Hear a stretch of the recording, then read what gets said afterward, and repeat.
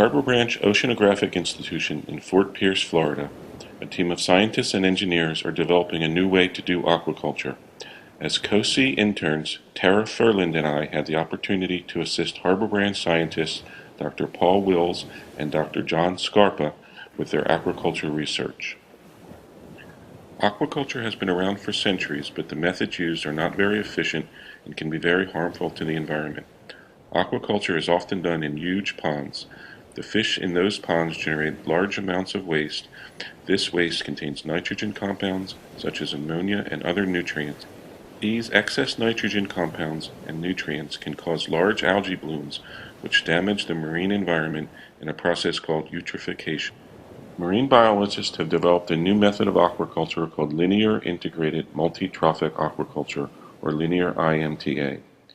Linear IMTA is designed to reduce the amount of waste generated by aquaculture. In linear IMTA systems, the wastewater from the fish pond flows through a series of tanks or ponds containing additional commercial species from different trophic levels, such as sea urchins, oysters, and sea lettuce.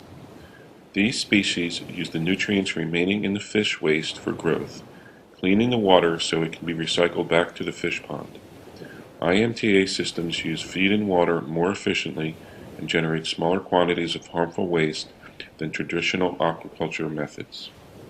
You might think with the development of linear IMTA that the scientists would be finished with the aquaculture waste problem. They have carried out all of the steps in the scientific method. They have made observations, identified a problem, formed a hypothesis, tested the hypothesis, drew conclusions, and communicated the results. However, this traditional portrayal of the scientific method as a linear process with a distinct beginning and an end is not how the process of science actually works. The process of solving one problem often leads to the identification of one or more new problems, and the scientific method needs to be repeated to solve the new problems. In this way, science is a branching, looping process without a definite beginning or end. Even though the IMTA concept is a good solution to the aquaculture waste problem, there is still more research that needs to be done. At Harbor Branch, Dr. Wills identified some problems with the linear IMTA concept. Although the water flows through all of the segments, this means that some of the components cannot be the correct size for efficient aquaculture production.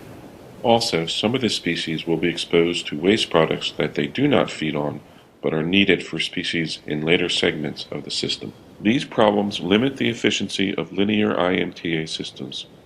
Dr. Wills' hypothesis is that by changing from a linear design to a modular design, the efficiency of IMTA systems can be improved. A modular IMTA system consists of multiple independent segments branching off from a central nutrient separation system. In a modular IMTA system, the size and nutrient composition of each segment can be tailored to the specific needs of the species in that segment. The optimization of each individual segment should result in improved performance of the entire system. My role at Harbor Branch was to help test Dr. Wills' hypothesis. I was able to answer some of the questions about sea urchin feeding in the Harbor Branch modular IMTA system, and I also helped identify more questions for the Harbor Branch scientists to answer in their future research. For more information on my research or the research of other ocean scientists, go to coseeflorida.org.